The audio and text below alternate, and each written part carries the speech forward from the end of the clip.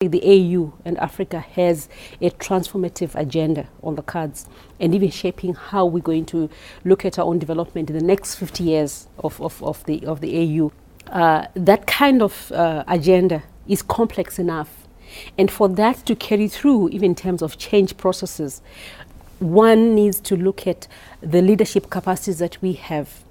And these should necessarily be transformative capacities, which are capacities that can relate to the agenda at hand that we have to deal with.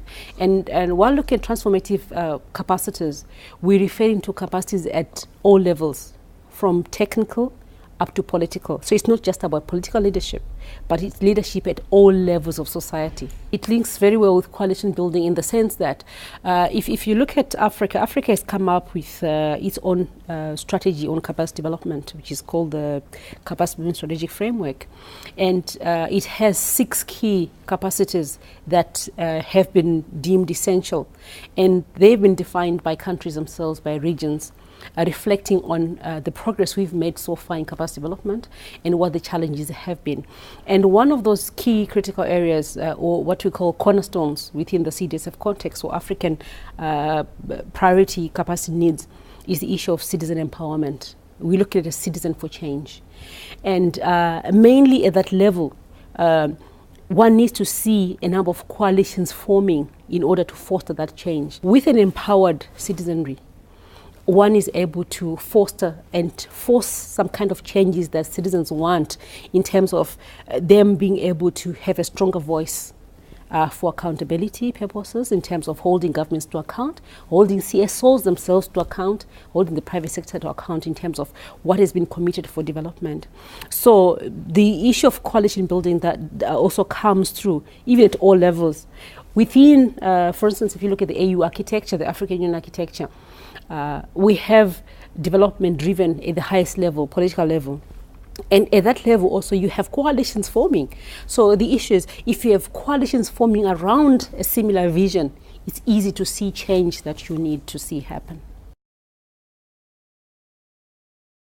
It's really about strengthening the demand side, which is a way of having the citizens determine what is planned for within mainstream development, national development processes, and what money, where money is put to, so that it reflects their own priorities and needs and can help change livelihoods at the local level.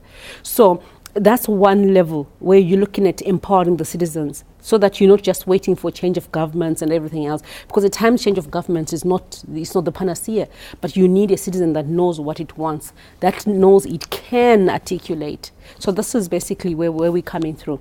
Then at the same time, the coalitions around, for instance, Africa's own universities, because the universities are our key or tertiary institutions, and even the primary education system, those are the key capacity developers.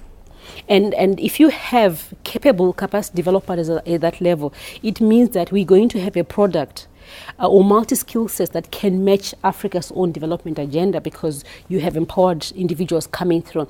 Because what makes institutions are individuals. They walk into institutions to make them work. They walk into society, into organizational groups to make it work. So if we sort it out at that normative and socialization level, then we are able to have more empowered African citizens that can champion their own development. So this is the whole issue of empowerment. And I think you know, basically the mission of, or the vision of the AU is to build a prosperous Africa which is at peace with itself and the rest of the world, but at the same time that is dynamic enough and competitive enough to be able to safeguard the interests of their own citizens, but also to provide quality livelihoods.